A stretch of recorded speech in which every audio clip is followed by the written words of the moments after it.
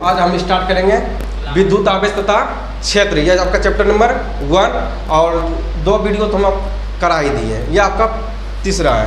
तो चलिए आज हम इसमें देखेंगे कूलाम का नियम। उसमें आप आपको बता दिए थे कि आवेश संरक्षण का नियम भी बता दिए थे, क्वांटम नियम भी बता दिए थे, है ना। उसके बाद जो है आवेश के गुण बता दिए थे। यहाँ पर देखेंगे कूलाम का नियम देखेंगे, यहाँ से आपका प्रश्न बनेगा और आप देखिएगा यहाँ से डेरिवेशन स्टार्ट होगा। आप यहाँ से डेरिवेशन स्टार्ट होगा और जो थोड़ा बहुत डेरिवेशन इसमें भी बताएंगे, आज हम बताएंगे, थोड़ा बहुत बताएंगे, है ना। थोड़ा बहुत बताते जाएंगे लेकिन उतना हार्ड भी आपको नहीं लगेगा, थोड़ा सा लगेगा, कोई दिक्कत ना होगा। हम जो है आपको इतना ईजी से बता देंगे, आपको मालूम नहीं चला कब सॉल्व हो जाएगा। ठीक है, ध्यान दीजिएगा। देखिए पहला है आपका कूलाम का नियम है, कूलाम का नियम है। बोर्ड भी छोटा है ना, स्मार्ट बोर्ड तो ना कि ऐसा टिपेंगे आगे बढ़ गया, वो भी यहाँ सिस्टम ना है, तो हमको इसी में मैनेज करना पड़ेगा समझाने के लिए। अगर थोड़ा सा और बेहतरीन बोर्ड रहता तो और बेहतरीन समझाते, है ना। जो भी उसी में एडजस्ट करेंगे, है ना। ज़्यादातर जितना चादर रहता है उतना ही पाँव पसारना चाहिए, तो जितना चादर उतना ही पाँव पसारेंगे, और ज़्यादा पाँव पसारने के बाद ज़्यादा ठंड भी नहीं लगता है ना। चलिए इसी में हम बता देते हैं कूलाम का नियम, बेहतरीन से समझाएंगे। कूलाम का नियम रटिएगा तो फिर आप भूल जाइएगा। क्लास 10th में भी आप कूलाम का नियम पढ़े होंगे लेकिन भूल गए होंगे। कूलाम का नियम पढ़े तो होंगे लेकिन भूल गए होंगे। क्या होता है कूलाम का नियम, कूलाम का नियम का सत्यापन कैसे किया जाता है, कूलाम का सदिश स्वरूप क्या होता है, भूल गए होंगे।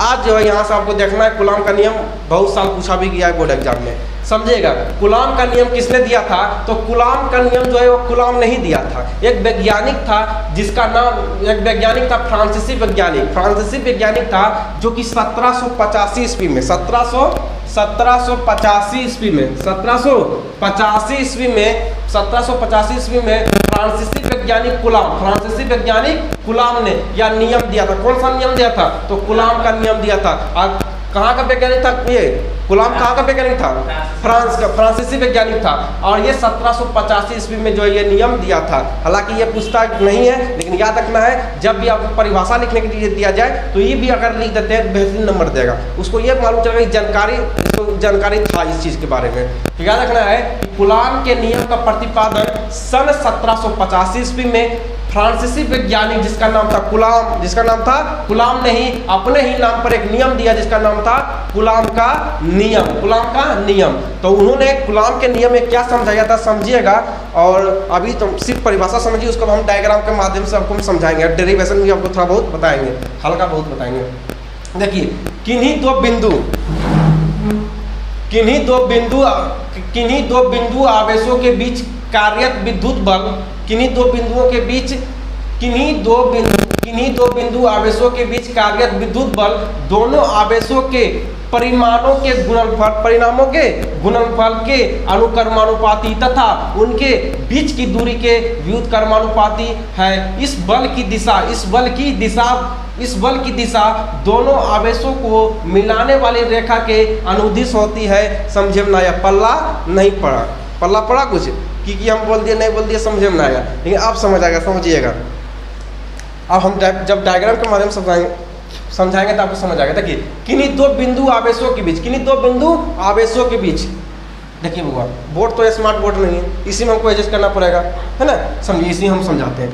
और यहाँ पर डायग्राम, हमको मेरा डायग्राम देखिएगा भगवान, हम कुछ नहीं लेंगे अपने मन से, हम कुछ नहीं लेंगे। जो कूलाम ने कहा है उसी चीज़ों को हम यहाँ पे सब चीज़ रखेंगे। और इस नियमों को समझिएगा। ये जब ये पूछेगा आपसे 2 नंबर में पूछेगा या तो 5 नंबर में पूछेगा, ये जो पूछेगा 2 नंबर में पूछेगा या तो 5 नंबर में पूछेगा, है ना। इतना नॉर्मल में इसको मत लीजिएगा। यहाँ से ये कूलाम के नियम से आपका 5 नंबर आपके पूछ ही देगा, अगर पूछेगा तो 5 नंबर पूछ देगा। और याद रखिएगा कूलाम का नियम 2-3 साल से नहीं पूछ रहा है, हो सके अभी आपकी साल घुरा दे। आप देखिएगा क्वेश्चन में उल्टाइएगा, 2-3 साल से भी नहीं पूछ रहा है, इसको स्टॉपेज कर दिया है, कूलाम के नियम को स्टॉपेज कर दिया, अभी नहीं पूछ रहा है, हो सके इस साल पलट दे, है ना। इसलिए ध्यान से इसको देखिएगा।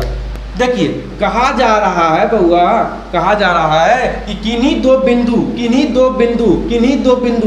लिए, एक बिंदु, 2 बिंदु ले लिए, कहीं दिक्कत इसमें, जो बोल रहा है वही कर रहा है। किन्हीं दो बिंदु आवेशों के बीच, आवेश एक लिए, Q1 आवेश एक लेंगे, Q1 आवेश एक लेंगे, Q2 आवेश, Q को क्या कहते हैं, आवेश कहते हैं या नहीं कहते हैं, Q2 को देखिए होगा, Q1 Q2 हटाइए ना इसको, कान गोली मारिए इसको, Q1 को क्या, Q क्या कहते हैं, आवेश कहते हैं, इसको क्या कहते हैं? आवेश कहते हैं। तो वो एक को Q1 मान लेते हैं, एक को 1 मान लेते हैं, 2 मान लेते हैं, 3 4 5 6 7 8 9 10। अगर 10 बिंदु का 10 नंबर मान लेते हैं। इसको नंबरिंग है। ये क्या है? नंबरिंग है। ये क्या है? नंबरिंग। 1 नंबर 2 नंबर है ना। ये मेन आपका क्या है? कूलम्ब। ये क्या है? Q क्या आवेश? Q क्या है? Q क्या आवेश? Q क्या है? आवेश। तो यहाँ स्पष्ट कर दिया गया है, समझिएगा। यहाँ स्पष्ट कहा है कि 2 बिंदु, पहला बिंदु दूसरा बिंदु, कहीं दिक्कत? किन्हीं 2 बिंदु आवेशों के बीच, 2 आवेश है, एक आवेश 2 आवेश, कहीं दिक्कत? किन्हीं 2 बिंदु आवेशों के बीच कार्यरत विद्युत बल, कार्यरत विद्युत बल, ई बिंदु के बीच और इस बिंदु के बीच कार्यरत एक विद्युत बल है। क्या है? एक विद्युत बल है, विद्युत बल है, विद्युत बल। कहने का मतलब यह है कि इन दोनों के बीच एक बल कार्य कर रहा है। इन दोनों के बीच एक क्या कर रहा है? तो इन दोनों के बीच एक बल कार्य कर रहा है, जो कि खींच रहा है। एक उधर से खींच रहा है, एक इधर से खींच रहा है ना। तो एक को मान लेंगे प्लस आवेश, एक को मान लेंगे बउआ हो खींचेगा कौन खींचेगा? कि प्लस प्लस खींचेगा, कि हो बउआ प्लस प्लस खींचेगा, माइनस माइनस खींचेगा। तो पापा की पड़ी और ये पापा पड़ा, यही तो ये दो रहेगा, तब नहीं खींचेगा। तब इसको प्लस प्लस मान ले हैं तो खींचेगा नहीं खींचेगा। तो इसको क्या मानेंगे? माइनस। कहीं दिक्कत आपको हुआ? तो वही कह रहा है यहाँ पे, किन्हीं 2 बिंदु आवेशों के बीच, एकदम बेहतरीन से समझना है, जिंदगी में कभी नहीं भूलिएगा, इंजॉय करके समझेंगे प्रश्न को। किन्हीं 2 बिंदु आवेश, किन्हीं 2 बिंदु आवेश, Q आवेश, Q2 आवेश, एक को मान लेंगे 1, एक को मान लेंगे 2, Q1 आवेश, Q2 आवेश, कहीं दिक्कत? उसके बाद कर रहा है आवेशों के बीच कार्यरत विद्युत। ये जो आवेश दिया गया है, बेहतरीन से समझेंगे, ये 2 आवेश दिया गया है, ये 2 आवेश दिया गया है, इसके बीच एक बल कार्य कर रहा है। इसके बीच क्या कर रहा है? एक बल कार्य कर रहा है, जो कि एक उधर से खींच रहा है और एक इधर से खींच रहा है, एक इधर से एक इधर से, एक इधर से एक इधर से खींच रहा है। तो एक को प्लस आवेश मानेंगे, एक को माइनस आवेश मानेंगे, तब हमने खींचेगा दोनों के बीच। जब खींचेगा दोनों आवेशों के बीच परिणामी गुणनफलों के अनुक्रमानुपाती तथा उनके बीच की दूरी के व्युत्क्रमानुपाती तक बउआ खींचेगा तो पहिया खींच दे, कहीं दिक्कत? पहिया खींचेंगे तब पहिया खींच दिया, कहीं किसी को परेशानी हुआ? इसमें नहीं हुआ, समझिएगा। कहाँ खींचा गया? तो किन्हीं 2 बिंदु आवेशों के बीच कार्यरत विद्युत बल दोनों आवेशों के परिमाणों के गुणनफल के अनुक्रमानुपाती दोनों परिमाण, कहने मतलब दोनों आवेशों के क्या है? तो दोनों आवेशों के क्या है? गुणनफल के अनुक्रमानुपाती।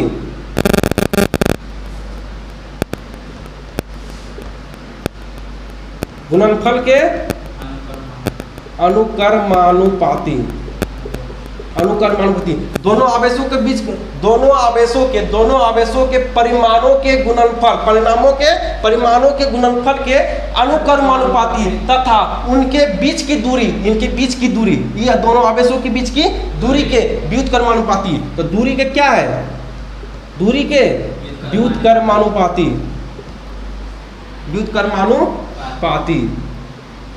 व्युत्क्रमानुपाती। इस बल की दिशा दोनों आवेशों को मिलाने वाली रेखा के अनुदिश होती है, समझिएगा। तो बउआ 2 आवेश लिए थे, 2 बिंदु आवेश लिए थे, Q1 Q2 आवेश ले लिए थे। एक पर प्लस चार्ज, एक पर माइनस चार्ज लेंगे, तब दोनों आवेशों को खींचेगा। उसके बाद बीच की दूरी, दोनों बीच की दूरी, तो Q1 आवेश और Q2 आवेश, Q1 आवेश और Q2 आवेश, तो ये दोनों के बीच की दूरी R मान लें। कोई दिक्कत है आप लोगों को? अगर इस दोनों के बीच की दूरी R मान लेंगे, तो R मतलब दूरी, तो R मान लेंगे, कोई दिक्कत होगा? ये कहने का मतलब यह है कि Q1 आवेश और Q2 आवेश के बीच कितना दूरी है, तो इसलिए तो हम R माने हैं। ये दोनों बीच के लगने वाला बल कितना है? F है। F मतलब बल होता है कि नहीं होता है? तो ये दोनों के बीच लगने वाला बल को F मानेंगे कि नहीं मानेंगे? बल को F मानेंगे, कोई दिक्कत? स्पष्ट यही बोल रहा है कि दोनों बिंदुओं के, दोनों आवेशों के बीच लगने वाला बल F है, F है। और ये दोनों बिंदुओं के बीच, ये दोनों बिंदु आवेशों जो है, इनके बीच की दूरी जो है R है, इनके बीच की दूरी R है, इनके बीच की दूरी R है। अब बल कितना है? F है, बल F है। कहीं दिक्कत या नहीं होनी चाहिए। अब समझिएगा, जब एग्जाम में दे तो पहले परिभाषा लिखिएगा, उसके बाद डायग्राम बनाइएगा, ये डायग्राम बनाइएगा। अभी देखिए इसी नियम को हम इतना बेहतरीन से भी समझाएंगे, चाहे इसको 1 घंटा क्यों नहीं समझाएंगे, लेकिन इसी को और बेहतरीन से समझाएंगे।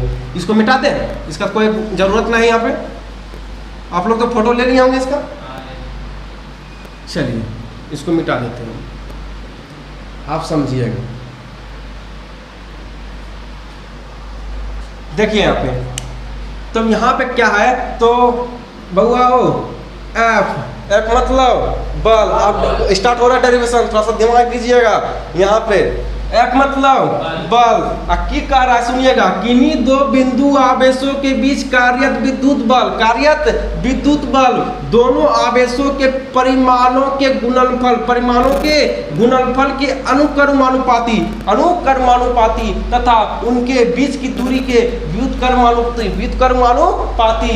इस बल की दिशा दोनों आवेशों को मिलाने वाली रेखा के अनुक्रमानुपाती होता है। तो एफ समानुपाती, एफ लिखेंगे, उसके बाद एफ समानुपाती। बउआ हो कौन कौन आवेश है, क्यू आवेश है, ये कौन आवेश है, क्यू आवेश है। अच्छा बउआ क्यू आवेश लिखेंगे, क्यू आवेश लिखेंगे, पता चलेगा कुछ पता चलेगा कि कौन की है ना है। अच्छा पता नहीं चलेगा तो कुछ देंगे तब नहीं पता चलेगा, देंगे एगो Q1 आवेश Q2 आवेश, तब नहीं पता चलेगा। एगो Q1 आवेश है, Q2 आवेश है, जो कि Q1 आवेश पर प्लस चार्ज है और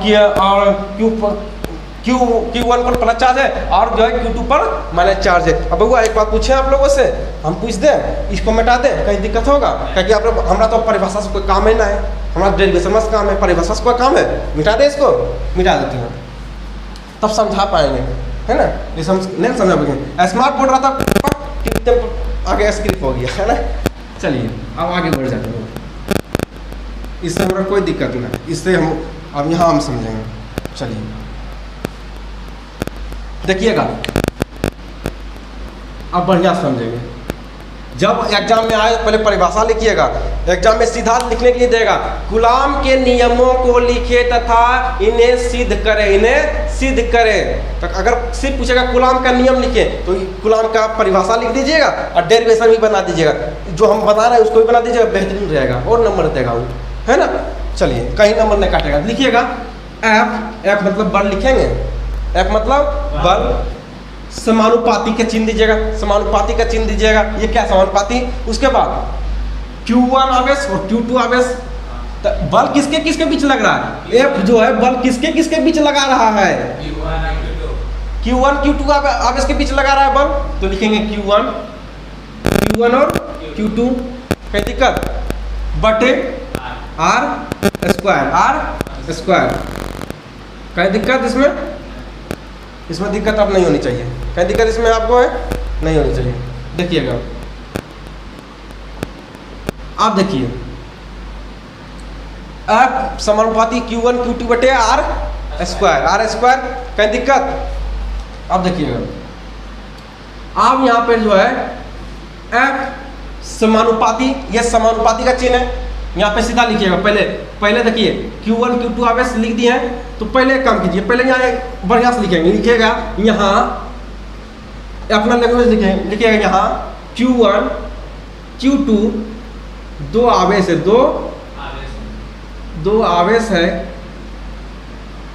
है,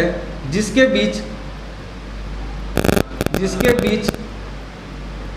बीच लगने वाला बल क्या है, F, तथा दोनों आवेशों के बीच की दूरी R है। तो आप क्या करें, तो लिख दिए, अब लिखेंगे F समानुपाती Q1 Q2 बटे R, Q1 Q2 बटे R स्क्वायर, कहीं दिक्कत, R स्क्वायर। अब देखिएगा F समानुपाती Q1 Q2 बटे R स्क्वायर। बउआ हो 10 बार का क्या लिखेंगे, आप दिमाग दीजिएगा। अच्छा बउआ समानुपाती को हटा देंगे, बराबर का चिन्ह देंगे, कहीं दिक्कत। देखिए समानुपाती हटाकर जो है के लिखेंगे, समानुपाती हटाकर के लिखेंगे, कहीं दिक्कत आपको होगा नहीं होगा। तो लिखेंगे F बराबर के Q1 Q2 बटे R स्क्वायर, कहीं दिक्कत है बोलिए जल्दी एकदम, कहीं दिक्कत नहीं है, दिक्कत है बोलिएगा। हाँ R स्क्वायर आप दे दीजिएगा। देखिए Q1 Q2 आवेश है, एक आवेश 2 आवेश है, स्क्वायर चढ़ेगा दोनों पर, दोनों के लिए नहीं, दोनों के लिए, दोनों के बीच में दूरी लग रहा है। एक Q1 के Q1 लगेगा तो ई आर लेगा, एक आर ई लेगा, एक ये लेगा, एक ये लेगा, कहीं दिक्कत? तो एक कितना 2 हुआ तो आर स्क्वायर दे दिए, कहीं दिक्कत इसमें नहीं होनी चाहिए। कहीं कन्फ्यूजन है तुरंत पूछिएगा। अच्छा वो अब आगे बढ़ जाए, अब आगे बढ़ जाते हैं, यहाँ लिखते हैं, इस लिख देते हैं या समझेगा।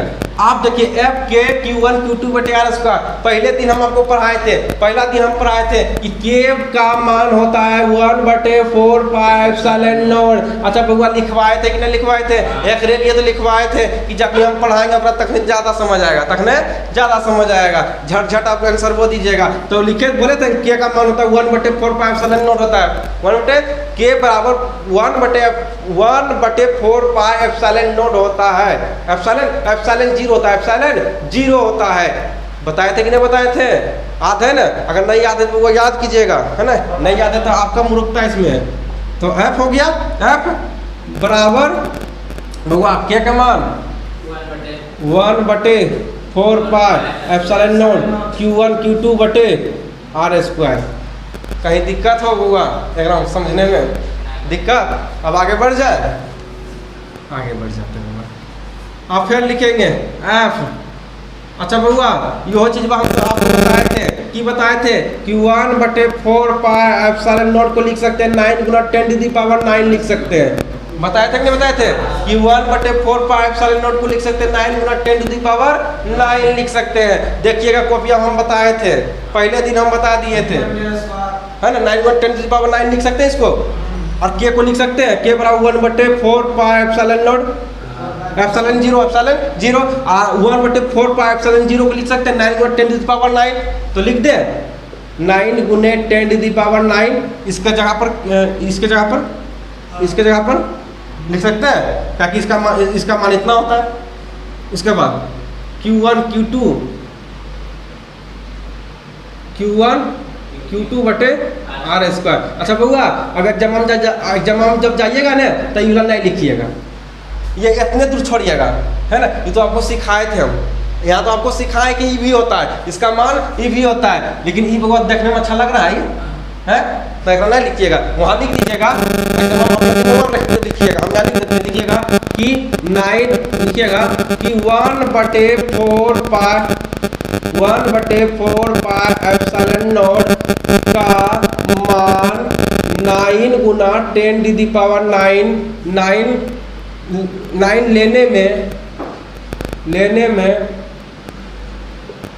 लेने में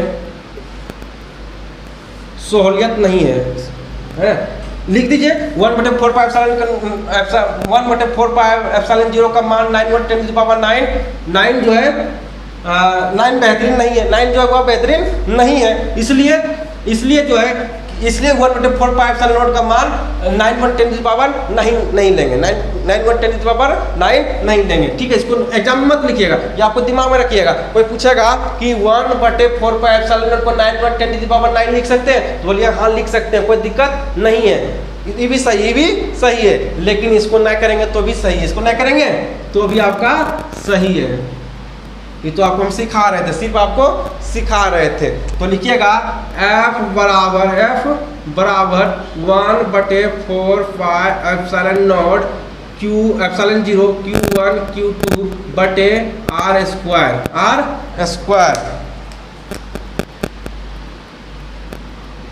हो गया होगा। कहीं दिक्कत समझने में, कहीं दिक्कत इसमें समझने में? तो पहला क्या कीजिएगा, जैसे कूलाम का नियम पूछे तो पहले कूलाम का परिभाषा लिख दीजिएगा और उसके बाद इसको डेरिवेशन बना दीजिएगा। इस प्रकार से पहले डेरिवेशन बनाइएगा कि किन्हीं दो बिंदु आवेश से कोई दो क्या है, दो बिंदु आवेश से दो क्या है, दो आवेश है, एक इधर आवेश है, एक यहाँ पे आवेश है। एक हो गया Q1 आवेश, दूसरा हो गया Q2 आवेश। एक Q1 आवेश हो गया और दूसरा क्या हो गया, ये Q2 आवेश हो गया। अच्छा समझिएगा, तो दो आवेश है, दो आवेशों के बीच बल लग रहा है, दो आवेशों के बीच लगने वाला बल F बल। देखिए परिभाषा याद कीजिए, किन्हीं दो बिंदुओं के बीच लगने वाला बल, किन्हीं दो बिंदुओं के बीच लगने वाला बल F तथा इनकी Q1 और Q2 आवेश के बीच की दूरी R, बीच की दूरी क्या होता है आर, खत्म कहानी है ना। आर हो गया। अब इसी को जो है यहाँ पे हम लिखे हैं कि है ना, वही चीज हम यहाँ पे लिखे हैं कि F समानुपाती Q1 Q2 बटे R स्क्वायर, F बराबर यहाँ पे समानुपाती